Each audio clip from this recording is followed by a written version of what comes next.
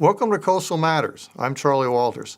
This is a co-production of Nantucket Community Television Channel 18 and Nantucket Coastal Conservancy, and we appear approximately monthly. In the Commonwealth of Massachusetts, all 295 towns and all 56 cities have a Conservation Commission, and Nantucket is obviously no exception to that. Today I'm pleased to have Ian Golding on the show. He is a Conservation Commissioner on Nantucket and has been for a number of years. Thank you for coming by. Thank you for inviting me, Charlie. The Conservation Commission does what, for those who do not know?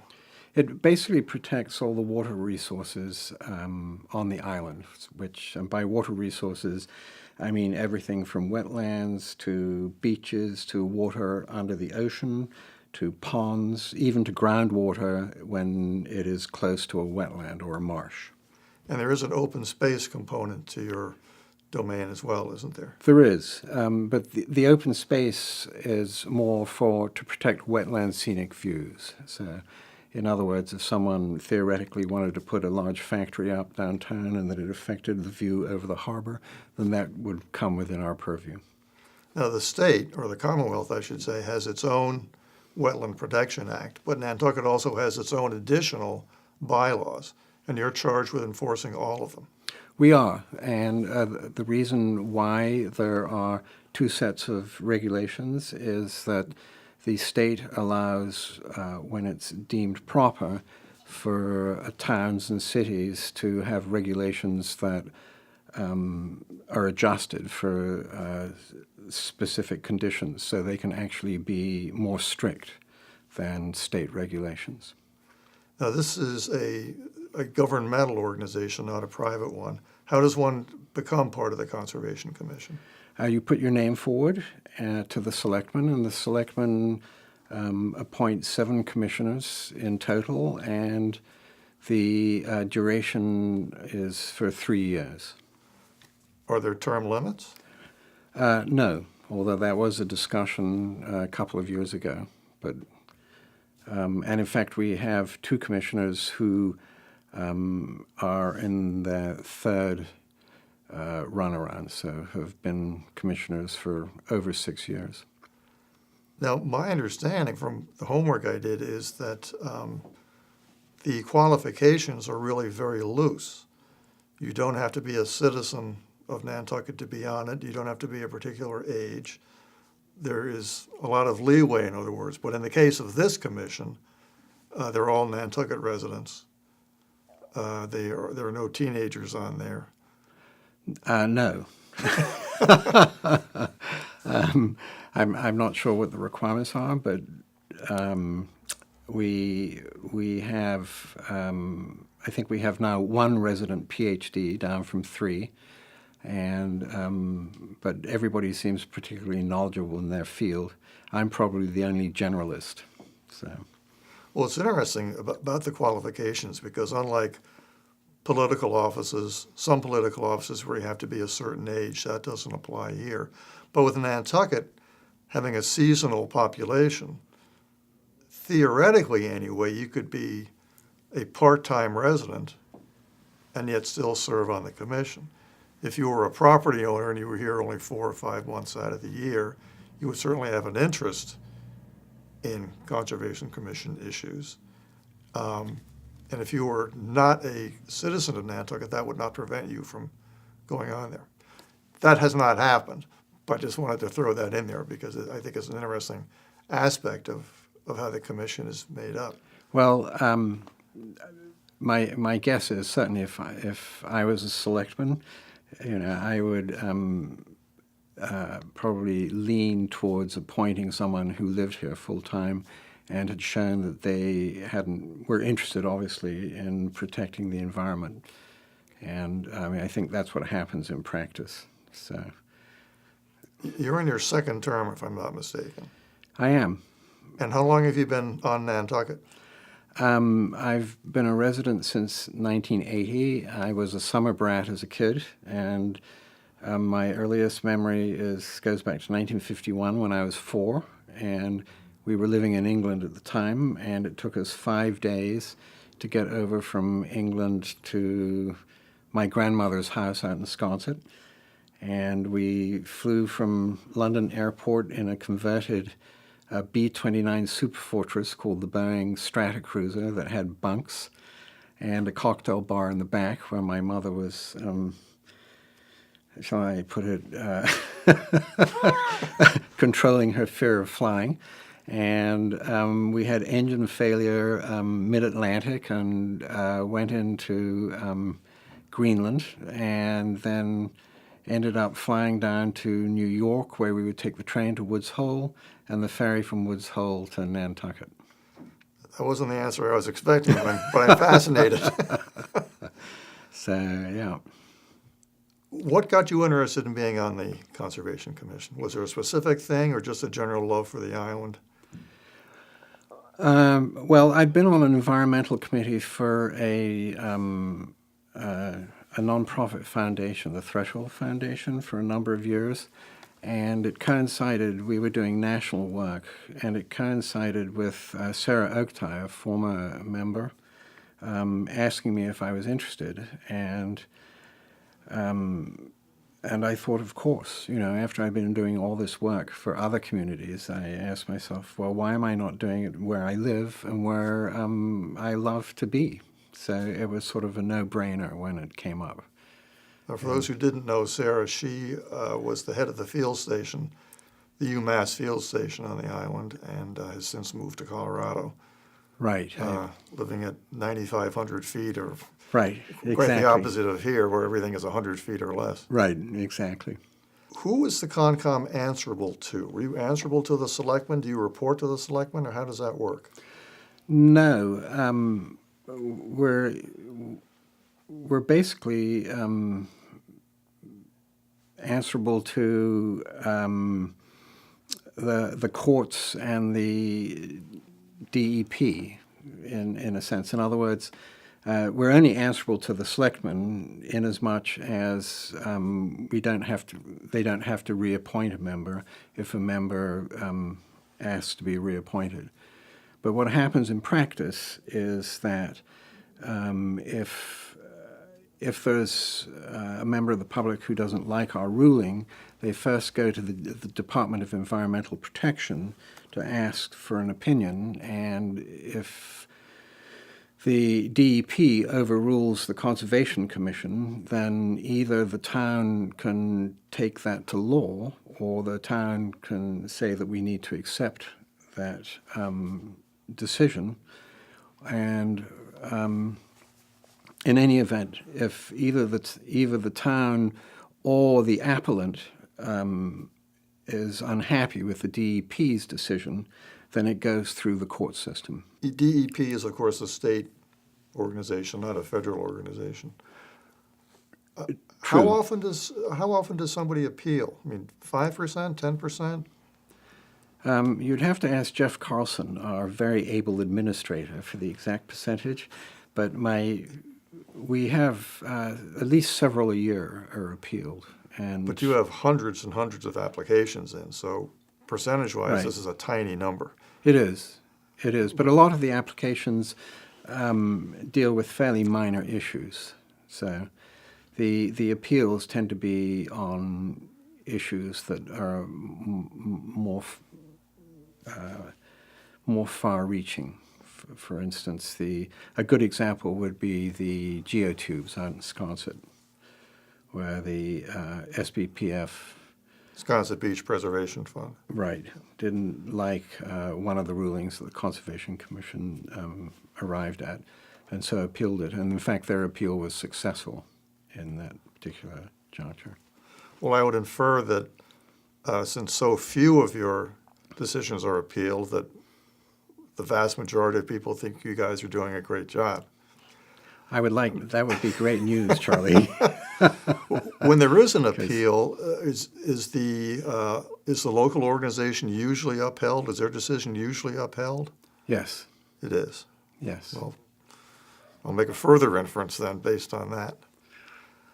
You mentioned Jeff Carlson, who heads up the Natural Resources Department Right. for the town of Nantucket. Right. He works for the CONCOM in part, correct? Yes, he's our administrator, and So anybody who needs to appear before the Conservation Commission first gets in touch with Jeff, and then it goes from there. And so we don't. Not only do we meet every other Wednesday for the applications that are before us, but we also have field inspections the Monday before the Wednesday, and often we'll go out for several hours looking at the properties that are before us to give us a sense of what we're really dealing with. Well, let's go through the process step by step, and you can make up an application if you want. What is the first thing that happens? Well, the first thing that happens is Jeff determines whether or not it needs to go before the commission. Will the applicant deliver an application to Jeff? Right. Okay, and Yeah. that could be for any number of things. Right. For any number of reasons. Anything from putting a swimming pool to a tennis court to a secondary building, or developing an area that hasn't had any buildings on it before. So. And if you are within 100 feet of a wetland, that's when your job kicks off, if I'm not mistaken. Yes. In general. Yes. But it's the closer you get to the wetland, the more we examine the ramifications of the application. So you could theoretically own a property that you want to build on, but if the building is not going to be within 100 feet of the wetland, you don't get involved. Is that right? Right. Okay. Yeah. So Jeff Carlson, and he reports to you before the selectmen, or I mean, ultimately everybody reports to the selectmen, correct? Well, I have no dealings with the selectmen. Except when you're appointed. Except when I'm appointed. So I'm not sure that report is the word I would use. I mean, we are for legal purposes, we're employees of non-paid employees of the town, and so, but we're an independent body in as much as we're charged with interpreting and defending state and town regulations. So now, is the natural resource director hired by the selectmen or by the Concom? Oh, by the selectmen. By the selectmen, okay. Yeah. So Jeff Carlson, in this case, receives an application from someone to do something. He looks at it and tells you what? Well, he tells the applicant what forms they're going to need to fill out, and advises them to what extent they will need to tailor their application to get a positive decision, I would assume. We don't really discuss that aspect of it, but in practice, we have a number of surveyors that we deal with, all of whom bring a great deal of knowledge and expertise to the process. So we're very lucky, actually, as a body, that we have such a high caliber of professional applicants. We rarely have an individual property owner before us. For all practical purposes, they're represented by one of the professionals on the island, which is a great help because they're all very knowledgeable. So Jeff Carlson is helping the applicant do the right thing in Right. the application. Typically, how long is it between the time Jeff gets an application and the time it gets before the commission? I don't know. It would depend on the application, obviously. On the complexity of the application, right.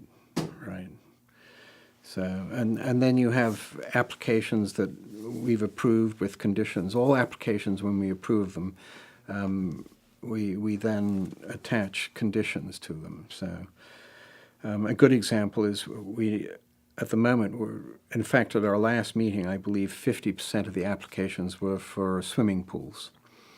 And swimming pools come with their own sets of problems because often they're on lots where they're really being shoehorned in And so they come up against the 50-foot, the buffer zone of 100 feet. You can actually break down into 3 separate zones. So we basically don't allow any construction at all within 25 feet of a wetland, for example.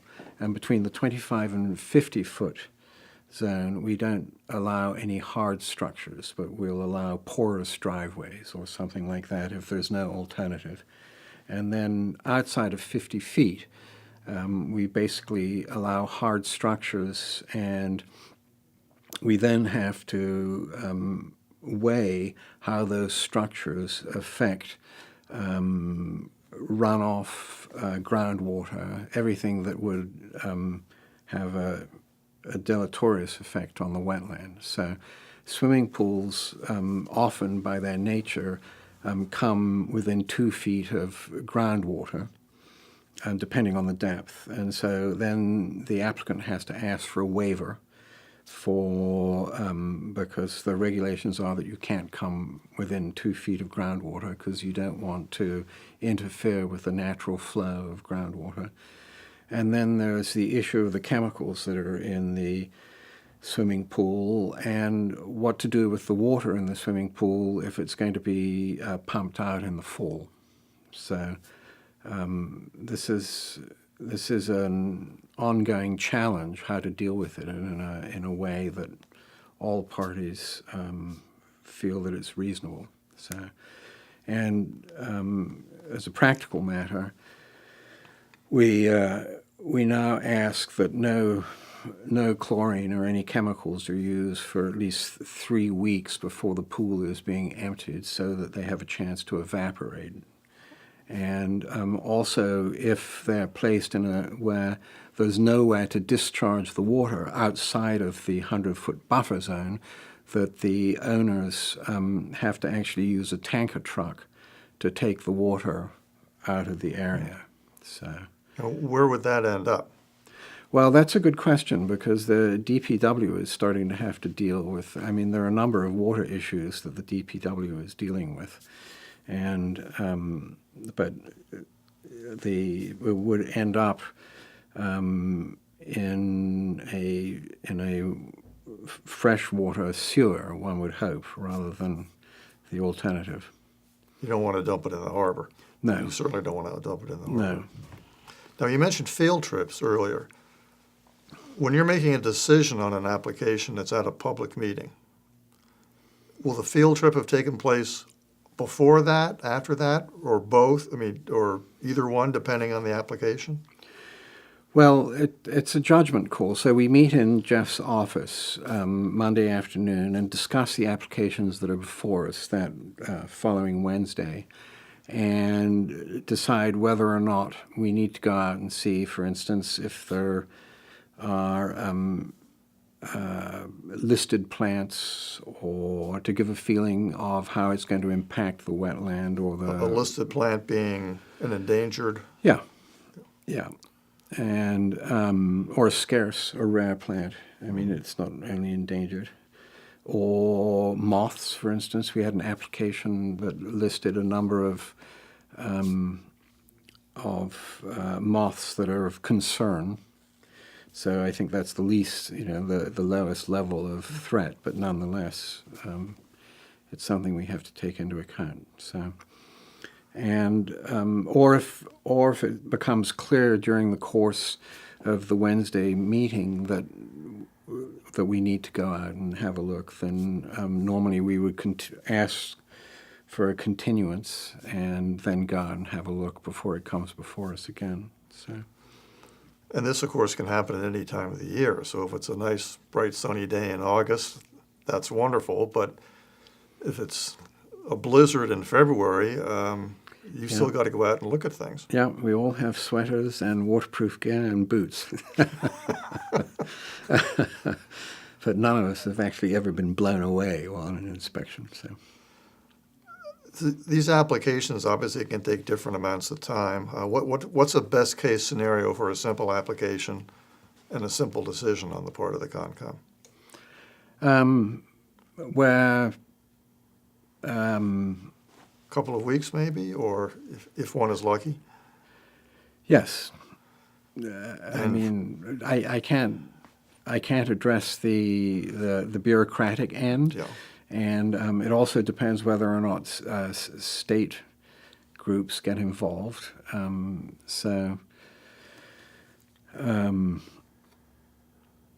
But as when there's no real complication and there's no real interest threatened, and it just happens to be within between 50 and 100 feet of wetland, so.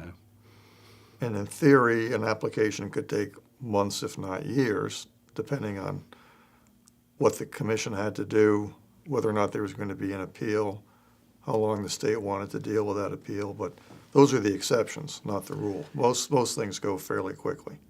I would say that the majority of applications end up taking between 2 to 6 weeks. So what happens, for instance, if the commission would like to see the driveway placed somewhere else, for instance, for access, or the building moved, if you're talking about new construction, depending on the impact, or even talking about septic systems. So normally you would have on an application, you would have commissioners would ask questions, and then there would be public comment, which is part of the process and is often very helpful. And then the applicant's agent will come back the second time around, having taken into account what everyone has sort of asked and observed. And so that, I would say, is the normal protocol. So it would be a month, I would say, Charlie, after it comes before. That's really pretty fast, I think, all Well, things considered. I mean, in part because of Jeff and his staff, and also because of the professionals who come before us. So they know the regulations, I mean, inside out and backwards for the most part, and they have a sense of what the commission is focused on. So. And the agent could be a lawyer, could be an engineer, could be anybody really. Yes, and often we'll have an engineer, a lawyer, and a surveyor before us simultaneously. And then if it's a question of, for instance, having soft armoring to try and protect a post-78 house from erosion, then you'll have the specialist who is charged with putting the soft armoring in place. A house built after 1978 is what I'm you're sorry, talking about. pre-78, I beg your pardon. Okay, yes, thank you. Give me a terrible slip there. Well, I've been to some of the meetings, and I find them fascinating. And the fact that the public can just walk in and say something or not say something, you just want to observe. I think we're very fortunate that we can do that, I think. It's one of the benefits of being in a small town. It is, and it's one of the benefits of living in the United States. There's no question that, who was it, Tip O'Neill, the Speaker of the House back in the 60s, who said all politics is local. Yes. And, it's marvelous. We're lucky that we live here. Have you been to Conservation Commission meetings in other municipalities? I'd love to see what some of those are like. I haven't, but I have been to a state conference a couple of years ago that's an umbrella conference of all the conservation commissions, and it turns out that Nantucket has pretty much the heaviest schedule and deals with more applications than any other conservation commission in the state. Really? Yeah. Even more than Boston or Worcester or Springfield? Yep. Now, does that mean that in Boston people just do whatever they damn well please, or what? Well, I think when you think of the topography of the island, I mean, we're surrounded by water and we have wetlands. We're riddled with wetlands, and considering the pace of development, I think that's one reason why we have such a heavy docket. So there are commissions that only meet every other month in certain towns and don't even have regular staff, it turns out. Huh. And that's certainly one thing that we need more, I think, is enforcement is an issue. Yes. And so if any selectman is watching this, I would appeal to them that They're all watching it, I'm sure. yeah, right. That they give the Natural Resources Department more money so that they can hire another member because we could do with more staff, really. Well, it's fascinating that we're so much busier than the other places in the Yeah. Commonwealth. But how many hours a week do you suppose you put in on average? Unpaid hours, I'll emphasize. Well, I think our meeting. Well, we don't put in as many hours as the HDC, I don't believe. So, Does anybody? right, exactly. So, whenever we're feeling hard done by, we just look over to the HDC. But I think we had our last meeting lasted 4.5 hours, and I probably spend a couple of hours on the paperwork, at least depending on what's before us, and then we have the site visits. So I would say most of us spend about 10 hours a week, 10 hours every 2 weeks, a minimum. Well, So a big it's not chunk of that time. onerous. Well, it's a big chunk of time. I mean, that's more than a full day's work. Right. But Well, we appreciate that you all do this. And tell us when and where exactly you meet. we meet in the police station or the public safety building almost every other Wednesday. So probably 24 times a year at 4 o'clock upstairs in the public meeting room. And anyone can go, and I encourage anybody to come. and you don't have to stay for the entire meeting if you don't want to. You're allowed to come in late. You're allowed to leave yes. late. Any member of the public can just Well, I walk don't in. mean you personally. Hopefully you're there for the entire meeting. Right. Although we obviously we have to recuse ourselves if we're abutters, as I was in a case not so long ago, in an application not so long ago, or in the case of a couple of the members are landscapers and architects, and so there are cases or applications where one or two members have to recuse themselves. Are there alternates, or No, people just sit out and that's it? It's not like the Right. HDC, in other words. no. Ian Golding, thank you for coming in and telling us about this commission that everyone knows about, but most people don't know specifics about exactly how they do what they do. So Well, I Charlie, appreciate it. Thank you for inviting me, and always a pleasure to see you. Maybe you can come back sometime. Thank you. For Coastal Matters, I'm Charlie Walters. Thank you for tuning in. Please tune in again next time.